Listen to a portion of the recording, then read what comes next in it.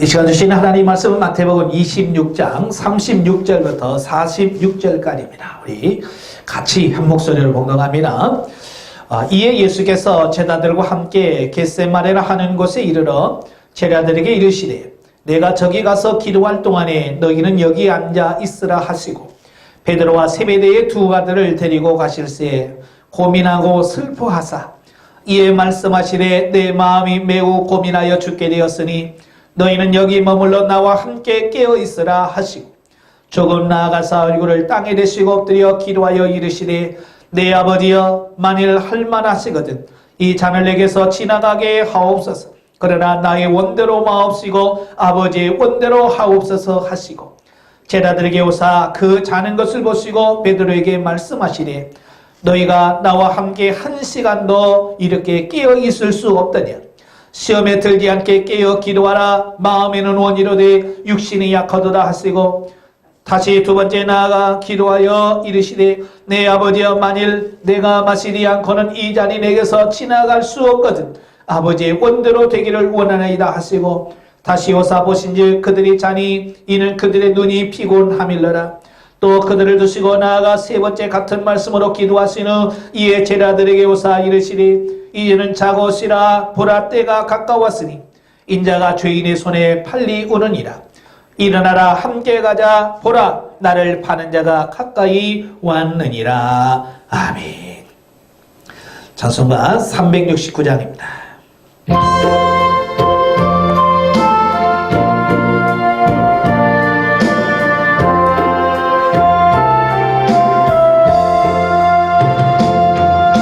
죄진 맡은 이 그들 어찌 저은 찍는지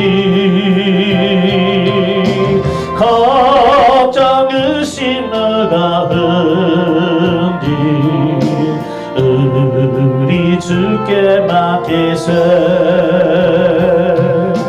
주께 고함 없는 고로 법을 받지 못하네. 사람들이 어찌하여 아랠 줄을 모를까. 시험 넘쳐 모든 괴로 없는 사람 누군가.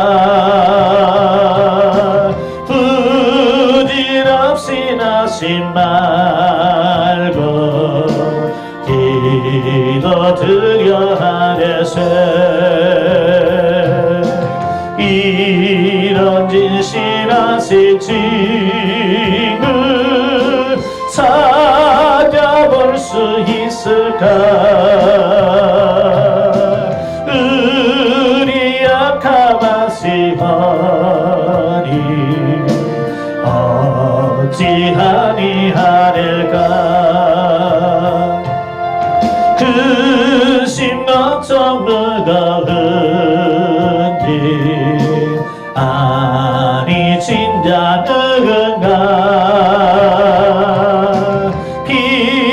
피난처는 우리 예수 주께 기도드리세. 세상 친구 멸시하고 너를 조롱하여도 예수 품에 안기어서 참된 이로 받겠네.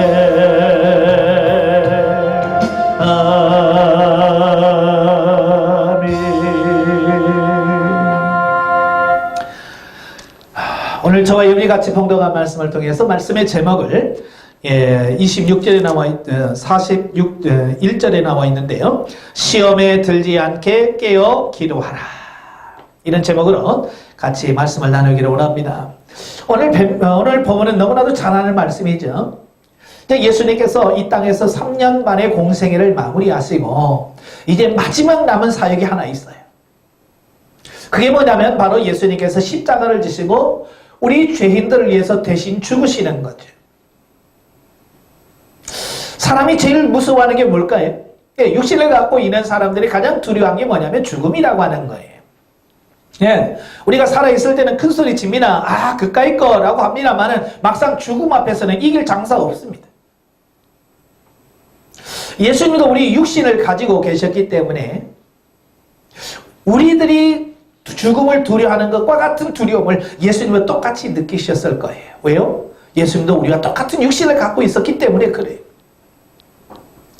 얼마나 그 십자가를 지시는 그 고통이 컸는지 주님은 이미 아시잖아요. 왜? 신적 지혜를 가지고 계시기 때문에 예수님께서 모든 걸 다 알고 계신단 말이에요. 그럼에도 불구하고 성찬식을 하시고 제자들에게 다 설교를 하시고 베드로가 3번 부인할 것까지 말씀하시고 그가 겟세마네라고 하는 곳으로 가시게 돼요.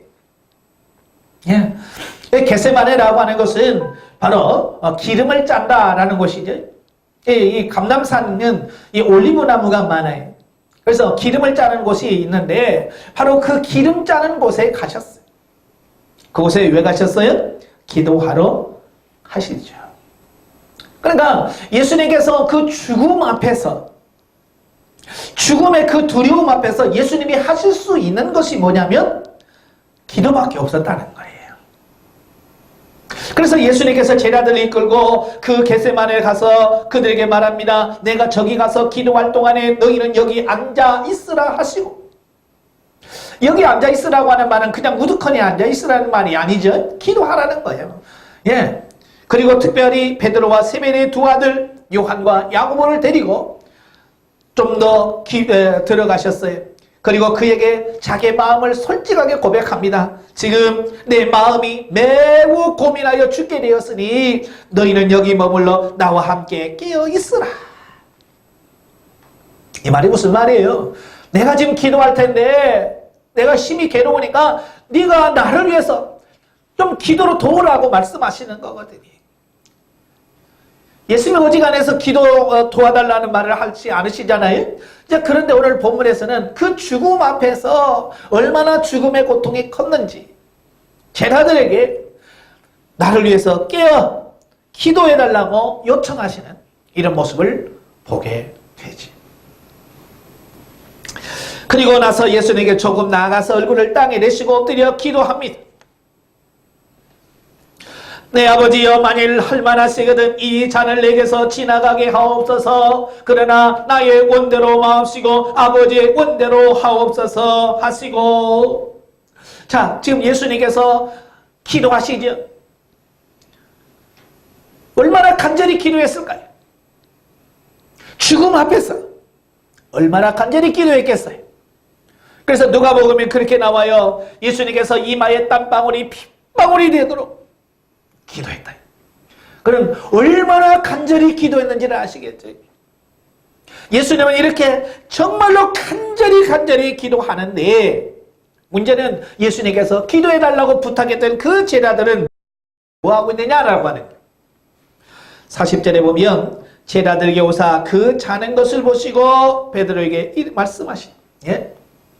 예수님께서 정말로 간절히 기도하시고 오셨어요. 와서 보니까 베드로와 요한과 야고보가 다 자는 거예요. 기도를 못하는 거예요. 그때 예수님께서 그에게 뭐라고 말씀합니까? 너희가 나와 함께 1시간도 이렇게 깨어있을 수 없더냐. 시험에 들지 않게 깨어 기도하라. 마음에는 원이르되 육신이 약하도다 라고 말씀하시는 거예요. 예수님께서 그 제자들에게 자기 자신을 위해서도 기도해야 되겠지만 그 자신들을 위해서 기도해야 된다라고 말씀하시는 거예요. 왜냐하면 이미 그 앞절 41절에서부터 말씀하잖아요. 예? 너희가 나를 다 버리리라. 그러니까 베드로가 뭐라고 말씀합니까? 모두 주를 버릴지라도 나는 결코 버리지 않겠나이다 라고 말하죠. 근데 예수님께서 뭐라고요? 내가 진실로 너에게 이르노니 오늘 밤 닭 울기 전에 내가 나를 3번 부인하리라 라고 예수님께서 그에게 말씀했어요. 그러니까 베드로가 뭐라고 그래요? 내가 주와 함께 죽을지언정 주를 부인하지 않겠나이다 라고 말했고, 다른 모든 제자들도 다 베드로와 같은 똑같은 말을 했어요. 예수님께서 다 굴기 전에 3번 나를 부인할 거라고 말씀했어요. 만약에 저와 여러분들에게 이 같은 말씀을 하신다고 하면 우리는 과연 어떻게 할까요? 깨어서 기도하면서 하나님 이길 수 있게 해주세요 라고 기도했겠죠. 그러나 베드로는 지금 예수님께서 그렇게까지도 말씀해도 불구하고 뭐하고 있어요? 자고 있다는 말이에요. 자, 여기서 시험이라고 하는 말이 나와요. 시험에 들지 않게 깨어 기도하라 라고 말씀하셨는데요. 자, 이게 성경에 보면 이 시험이라고 하는 말이 참 많이 나와요. 그래서 이 신구약 성경에 이 시험이라고 하는 말이 몇 번 나오냐면 116번 나와요. 그러니까 성경 66권이라고 한다면 최소 한 권당 최소 시험이 2번 정도는 나온다는 얘기죠. 그만큼 시험이 많이 나오고, 왜 그럴까요? 시험이 중요하기 때문에 그런 거예요. 우리가 일생을 살아가면서도 학교에서 수없이 시험을 치잖아요. 예. 학교에서만 시험 칩니까? 졸업하면 시험이 없는 줄 알았더니 참 시험, 성장해서도 성인이 돼서도 계속 시험이 있더라고. 진급시험, 무슨 시험. 그래서 세상에서도 그 시험을 잘 치러야 돼요. 자, 그 시험 말고 여기서 말하는 시험은 우리가 영적으로나 육적으로 우리가 신앙생활하면서 부딪히는 수많은 것들을 다 지칭하고 있는 말이에요. 그러니까 이제 우리 성경에는 한 가지로 나와 있어요. 다 시험 맺다, 시험이란 말을 사용해요. 그러나 그 시험을 잘 보면 2가지 시험이 있음을 보게 돼요. 하나는 이 테스트라고 하는 거지. 예, 테스트. 이 테스트라고 하는 말은 무슨 뜻이냐면 어떤 제품이나 성능이나 상태 따위를 일정한 기준에 따라 검사함이라고 되어 있어요. 그러니까 어떤 제품을 만들었을 때 이 제품이 제대로 만들어졌나? 정말로 제 성능을 발휘할 수 있나? 일정한 어떤 기준에 따라서 검사하는 거예요. 예. 그러니까 어떤 회사가 있으면 어떤 제품을 만들면 반드시 뭐가 있냐면 품질 검사부가 있어요. 그래서 제품의 품질을 계속해서 검사하는 거예요. 그래서 계속해서 테스트를 해보는 거예요. 예. 계속해서 검사를 해보고 테스트를 해서 그 테스트를 통과해야만 제품으로 나올 수 있는 거예요. 그러니까 전자제품 하나도 마찬가지잖아요. 전자제품 하나 만들었을 때 그 제품이 얼마나 성능을 발휘할 수 있는가 해서 뭐 수십만 번을 시험한다고 하잖아요. 여러분이 쓰시는 그 핸드폰도 마찬가지. 예.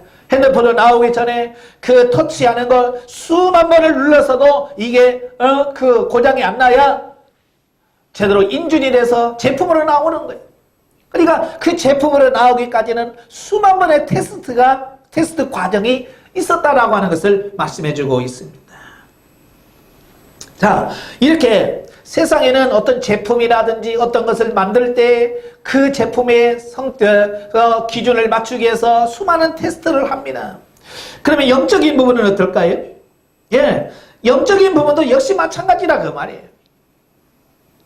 영적인 부분도 우리가 제대로 제 기능을 발휘할 수 있는 것, 제대로 영적인 사역을 감당할 수 있나? 하나님께서 우리 주신 사명을 제대로 감당할 수 있나?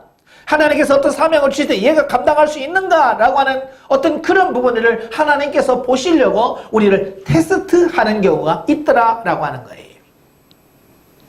물론 테스트의 종류는 엄청나게 많아요. 그 테스트를 거쳐야 어떻게 돼요? 더 발전할 수 있고 더 성능이 좋아질 수 있다라고 하는 것을 보게 되어지죠. 또 하나는 이 템테이션이라고 하죠. 예, 우리 한글 성경에는 다 테스트나 템테이션 다 모두가 시험이라고 번역을 해놨어요. 이 템테이션은 다른 말로 유혹한다, 미혹한다라는 뜻이에요. 다시 말하면 끄여서 좋지 않은 길로 이끈다 그런 뜻이에요. 그러니까 꿰어서 마음을 현혹하거나 좋지 않은 어떤 길로 인도하는 것을 temptation, 미혹이나 유혹이라고 말씀하고 있습니다. 그래서 우리가 성경에 시험이라는 글자가 나오면 이게 테스트인지 temptation인지 우리가 분별을 하셔야 된다는 그 말이에요. 그래서 하나님은 이 시험하지 않으신다. 야고보 1장에 나오죠. 여기서 하나님이 시험하지 않으신다라고 할 때 그 시험은 어떤 걸 말합니까? 테스트가 아니고 temptation이에요. 그래서 하나님은 우리 성도들을 뭐 하시느냐? 테스트하는 거예요. 왜? 우리를 하여금 좀 더 성장하고 좀 더 발전하고 좀 더 하나님의 뜻으로 살도록 하기 위해서 하나님께서 우리를 계속해서 테스트하시는 것을 보게 되어집니다. 그래서 우리는 이런 하나님의 테스트에는 어떻게 해야 돼요? 통과하셔야 돼요. 거기서 하자가 발생하면 안 돼요. 하나님의 테스트에서 통과하지 못하면 더 이상 앞으로 나아갈 수 없는 어떤 이런 부분들을 보게 되어집니다. 그래서 하나님도 성경에서 사용하시는 분들을 보면 한결같이 테스트를 다 거치셨어요. 아브라함도 마찬가지예요. 아브라함은 그가 부르기 전부터 이미 하나님께서 갈대아 우르에 살면서 하나님께서 그를 부르시잖아요. 너의 친척 본토 아비집을 떠나 내가 내게 지시할 땅으로 가라라고 말씀합니다. 이것도 하나의 테스트죠. 정말 하나님의 말씀에 순종하는지, 그리고 갈 바도 알려주지 않습니다. 어디로 가야 되는지도 가르쳐주지 않은 채 가라고 말씀합니다. 이것도 역시 테스트입니다. 아브라함은 그 하나님의 테스트에 통과하죠. 순종했어요. 그래서 정말 갈 바를 알지 못하는 과정 속에 돌고 돌아서 하나님의 약속의 땅 가나안까지 오게 되는 이런 부분들을 보게 되죠. 그러니까 그 순간까지 하나님은 그 아브라함을 테스트한 거예요. 정말 믿음의 조상이 될 수 있는 자격이 있는 거예요. 뭐 그때뿐만 아니라 계속해서 그를 테스트합니다. 특별히 창세기 22장에 보면 오늘 하나님께서 갑자기 나타나셔서 아브라함에게 말씀하시죠. 내 사랑하는 독자 외아들 이삭을 내가 지시하는 한 산으로 가서 거기서 제물로 바쳐라 라고 말씀하시는 거예요. 100살에 낳은 아들이 얼마나 이뻤겠어요. 근데 하나님께서 그 아들을 한 산으로 가서 제물로 바치라는 거예요. 거기서 말하는 한 산은 바로 모리아산을 말합니다. 모리아산은 뭐냐면 나중에 솔로몬이 거기다가 성전을 지어요. 바로 그 솔로몬이 성전을 지은 그 산. 그러니까 하나님께서는 이미 솔로몬이 성전을 짓기 이전에 이미 아브라함을 통해서 성전 지을 장소를 지정해 놓으신 거예요. 정해 놓으신 거예요. 아브라함은 그걸 몰랐겠지. 앞으로 여기서 성전 지을 거라는 거 몰랐을 거예요. 그럼에도 불구하고 하나님께서 가라 라고 말씀하시니까 아멘 하고 어떻게 해요? 가는 거예요. 사흘길이나 걸어서 그곳에 갑니다. 갑자기 이삭이 그래요. 아버지, 칼과 불과 나무는 있는데 제물할 양이 어디 있습니까? 아브라함이 뭐라고 말씀합니까? 하나님께서 준비해 놓으실 거다. 아브라함은 하나님이 원하시는 그 시험을 포기적에 통과했어요. 그래서 성경은 아브라함을 뭐라고 말씀하냐면 하나님의 벗이다, 하나님의 친구다 라고 표현하고 있어요. 왜? 하나님께서 그 시험을 통과했기 때문에 하나님께서 그렇게 그를 높여주시고 그와 함께 하셨다라고 하는 것을 의미하는 거예요. 왜요? 그를 하나님의 테스트에 통과했기 때문이다 라고 하는 거예요. 그래서 아브라함이 믿음의 조상이 된 거예요. 그뿐만 아니죠. 다윗도 마찬가지예요.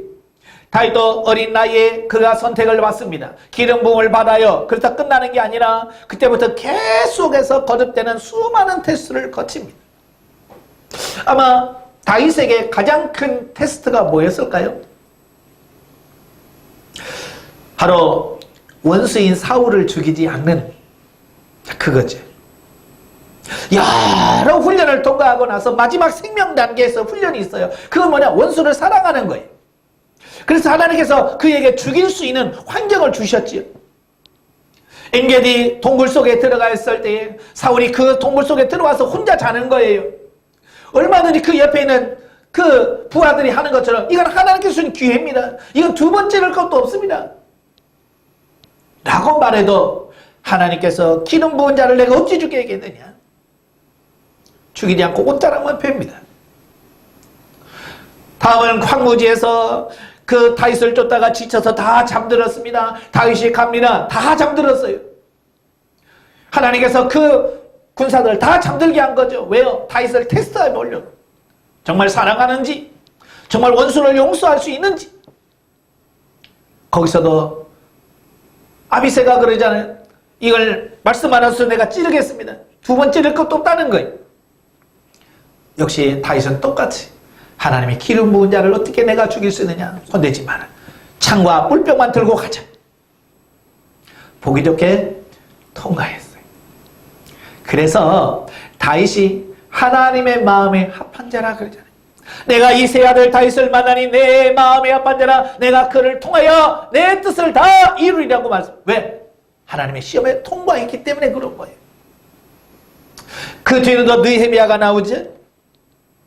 느헤미야도 마찬가지예요. 그를 죽이려고 무함하기 위해서 느헤미야가 성벽을 쌓고 있을 때 거짓 선지자가 와서 뭐라고 그래? 오늘 밤에 자객을 보내서 너를 죽일 건데 너 나와 함께 성전 안에 들어가 있자. 그러면 그들이 못 찾을 거다 라고 미혹하잖아요. 그때 느헤미야가 거기에 속지 않습니다. 이런 테스트가 있어요. 신약시대에 오면 예수님도 마찬가지잖아요. 마태복음 4장에 보면 예수님께서 공생애를 시작하시기 전에 예수님께서 우리 인류의 구세주 메시아가 될 수 있다라고 하는 자격 시험을 치르셨어요. 그게 뭐예요? 사단에게 3번 시험 받으신 거예요. 배고픈 예수님에게 돌덩이를 보여주면서 이 돌 떡덩이로 만들어서 먹으라.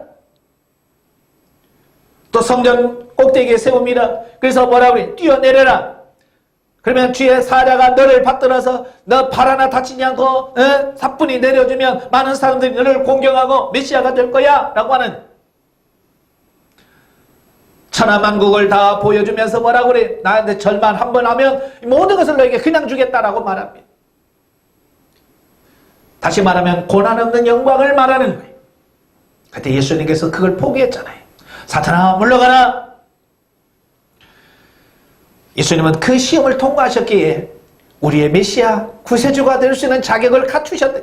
물론 그 때문에 아니라 그것을 통해서 모든 사람들에게 예수님이 갖추셨다는 사실을 모든 사람들에게 선포하는 어떤 그런 부분이다라고 이렇게 볼 수 있겠죠. 자, 이렇게 시험을 하나님의 테스트를 통과하는, 물론 하나님께서 직접 하실 수도 있지만 하나님께서 테스트의 목적으로 사단에게 맡길 수 있어요. 예수님이 그랬고 다 막 그랬듯이 사단도 하나님의 그 쓰임서의 안에 들어있거든요. 그래서 하나님께서 사단을 통해서 마치 욥을 시험하시듯이 우리를 시험하실 수 있습니다. 그래서 우리가 영분별이 필요한 거예요. 예? 어떤 사건이 와도 영분별을 통해서 사단이 줘도 하나님께서 사단을 통해서 내게 하셨구나 라고 하는 사실을 인정을 하게 되면 그것도 극복할 수 있게 되어지는 거예요. 자, 하나님의 테스트는 통과하는 거예요. 예수님처럼 아브라함처럼.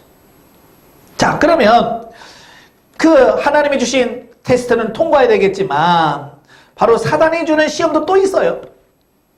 예, 성경에 보면 곳곳에 이 사단이 주는 시험이 있어요. 유혹이 있어요. 바로 아담과 하와가 바로 첫 번째 시험을 당한 사람이죠. 예.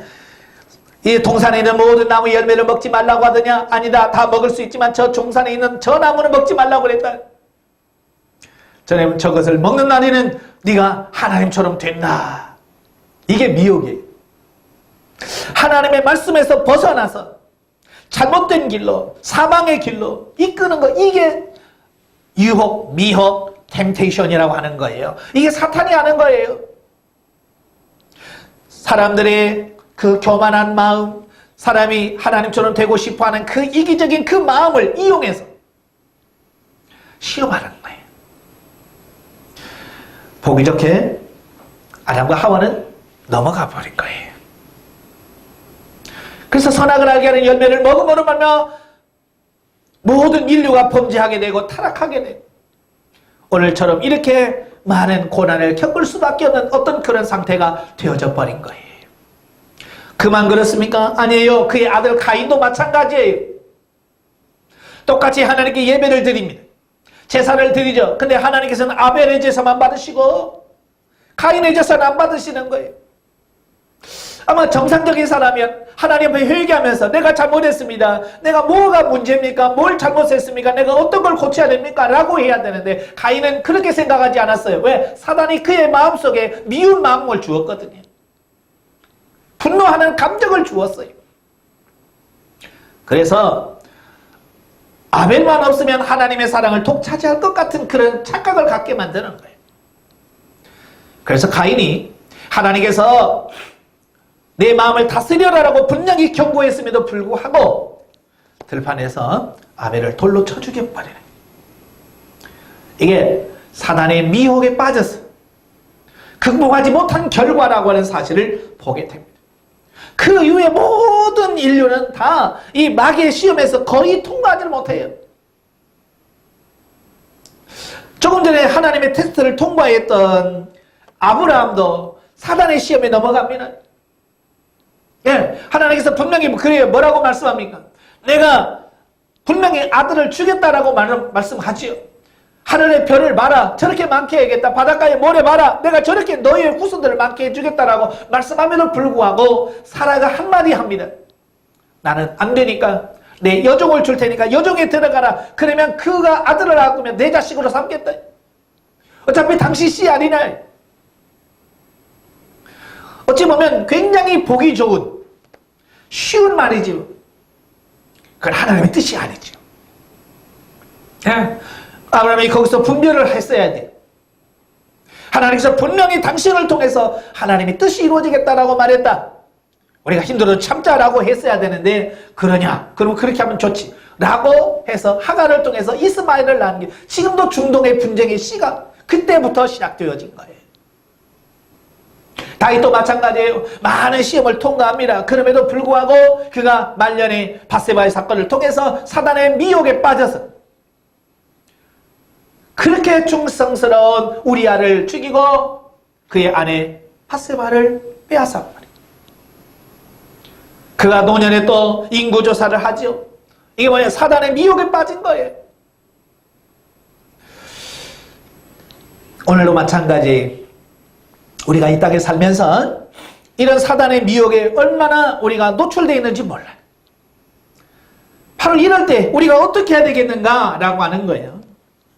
이런 미혹에 있을 때 아브라함도 넘어갔어요. 다윗도 넘어갔어요. 예, 수많은 사람들이 다 넘어갑니다. 오늘 본문에 나오는 베드로마저도 넘어갔어요. 그래서 이 미혹이라고 하는 것은 뭐 특별하게 뭐 밧세바 사건이나 이런 거 성적으로 물론 그런 부분도 있어요. 예, 이성을 통해서 우리를 유혹하는 경우도 있고 또는 돈을 통해서 우리를 미혹하는 경우도 있고 또 명예를 통해서 우리를 유혹할 때도 있고 얼마나 많이 우리를 미혹하는지 몰라요. 이런 미혹도 있지만 우리가 그렇게 대수롭지 않게 여겼던 그런 것도 미혹이라는 사실이에요. 오늘 본문에 보면 시험에 들지 않게 깨어 기도하라 그러잖아요. 예. 지금 베드로가 지금 시험을 받고 있어요. 무슨 시험일까요? 예. 예수님도 인정하셨어요. 그의 피곤한 걸 아셨어요. 43절에 보면 다시 오사 보신즉 그들이 자니 이는 그들의 눈이 피곤함일러라. 예, 그 전날에 6월절 지키니라고 그 양 잡고 하고 성찬식 가지요. 또 예수님께서 설교한 걸 듣지요. 그리고 밤 새워서 겟세마네에서 기도하지요. 얼마나 피곤했겠어요. 어찌 보면 당연히 졸린 거 당연한 거 아니에요. 육신이 앉았으니까 힘드니까 피곤하죠. 그 피곤하면 졸릴 수밖에 없는 거예요. 그래서 우리는 피곤하면 자지 뭐 라고 할 수 있죠. 예, 피곤하면 자야지요. 그러나 기도해야 될 때 자는 것 시험이란 그 말이에요. 그러니까 지금 베드로에게 여러 가지 시험 중에 지금 첫 번째 시험은 뭐냐면 막 피곤해 졸려. 사람들은 졸리면 뭐예요? 아, 자야지. 당연히 그렇게 생각한다 그 말이에요. 그러나 지금은 예수님께서 기도하라고 했지, 지금은 기도하는 시간이야 라고 하는 기도 시간인 것을 인식했을 때 자라고 하는 것은 미혹이죠. 예, 그 미혹인 거예요. 베드로는 그 미혹에 넘어가 버린 거예요. 졸린 사람에게 자라고 하는 것처럼 달콤한 건 없잖아요. 그죠? 배고픈 사람이 먹을 주면서 먹으라는 것처럼 얼마나, 목마른 사람이 물 주면서 마시라고 하는 거 얼마나 좋습니까? 지금 졸린 사람에게 얼마나 좋습니까? 그러나 먹어야 할 때인지 먹어서는 안 될 때인지, 내가 지금 자야 될지 자서는 안 될 때인지를 우리가 분명히 인식할 수 있는, 분별할 수 있는 분별력이 있어야 된다 그 말이에요. 그런데 우리는 그런 분별력이 없는 거예요. 지금 베드로는 뭐요? 예수님처럼, 왜? 다 굴기 전에 3번 나를 부인한다라고 하는 예수님 말씀하셨잖아요. 시험에 들지 않게 깨어 있으라고 말씀했잖아요. 그럼에도 불구하고 진다 그 말이에요. 오늘도 마찬가지예요. 예? 수많은 시험이 우리에게 옵니다. 기도 시간에 졸리고, 예배 시간에 졸립고, 예배 시간에 가기 싫고, 하나님께 드려야 되고 이웃에게 심어야 될 것을 우리가 욕심으로 심지 않고 드리지 않는 것, 이게 뭡니까? 다 시험이에요. 그것뿐만 아니에요. 우리 성도들과 대화하다 보면 시험 드는 게 별거 있어요? 뭐 큰 것만 시험 듭니까? 아니에요. 시험 들려면 정말 별것도 아닌 것을 가지고 시험 들어요. 그래서 시험 든 이유를 물어보면 결국은 아무것도 아니에요. 어떤 사람은 자기 보고 웃었다고 시험 들고, 아니 웃은 거 얼마나 좋아요. 그런데도 시험 들려고 하니까 웃는 것 자체가 시험거리가 돼버리는 거예요. 어떤 사람은 박수 쳐줬다고 시험 들고, 어떤 사람은 박수 안 쳤다고 시험 들고, 어떤 사람은 인사했다고 시험 들고, 어떤 사람은 인사 안 했다고 시험 들고. 왜 그러냐 이거예요. 왜? 예수님께서 시험 드는 이유를 설명해 주고 있어요. 그 뭐예요? 기도 안에서 그렇다고 말이에요. 오늘 말씀이 뭐예요? 시험에 들지 않게 깨어 기도하라는 거예요. 기도하면 이길 수 있지만 기도하지 않으면 시험 든다는 얘기예요. 예수님은 이걸 아시기 때문에 밤새워 기도하신 거예요. 이마에 땀에 핏방울이 섞여 나오도록 기도한 거예요. 왜? 시험을 통과하려고 하니까. 그런데 베드로나 다른 제자들은 그 예수님처럼 기도하는 그것을 선택하지 않고 그냥 편안하게 시간을 보내는 것을 선택했어요. 졸리니까 그냥 자는 거예요. 어떻게 됩니까?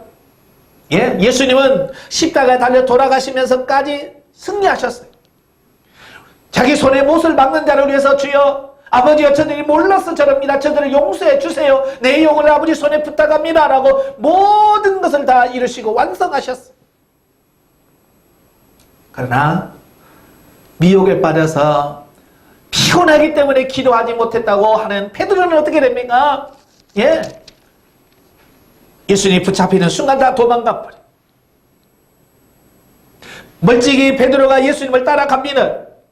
공회 앞에서 재판받고 있는 그 예수님의 모습을 봤어. 어린 소자가 와서 네가 저들과 같은 패다 라고 말하니까 나는 모른다 라고 말합니다. 세 번째는 부인하고 저주하고 맹세하면서 나는 모른다 라고 이야기합니다. 만약에 베드로가 예수님처럼 같이 밤새워 기도했다고 한다면 어떻게 됐을까요? 역사가 달라지겠죠.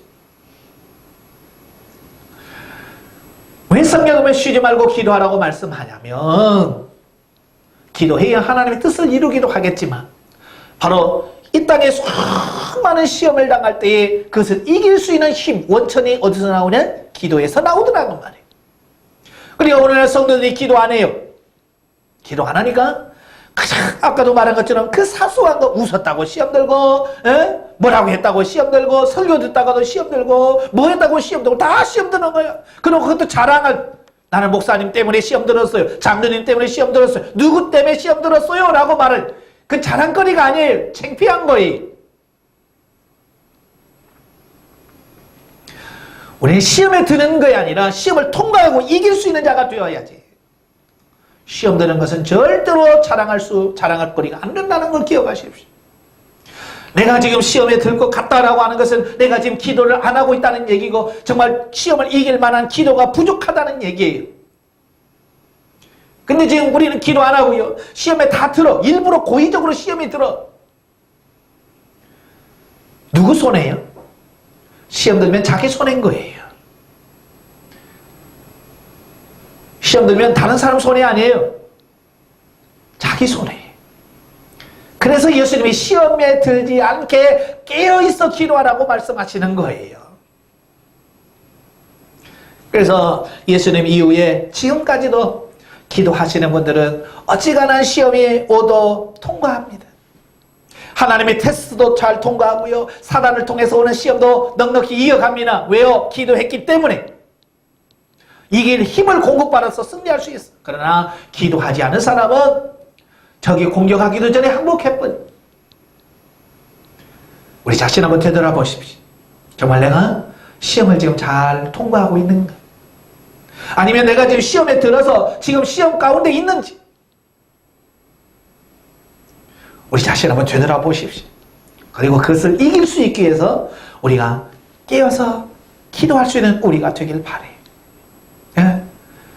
뭘 달라고만 하지 마시고 정말 하나님의 뜻을 온전히 이룰 수 있는 우리의 삶이 되어지길 위해서 기도하십시오. 오늘 예수님처럼 내 원대로 마음 쓰고 아버지의 원대로 되길 원합니다라고 정말 이마에 흐르는 땀방울이 핏방울이 되도록 이런 간절한 기도를 하나님께 드리십시오.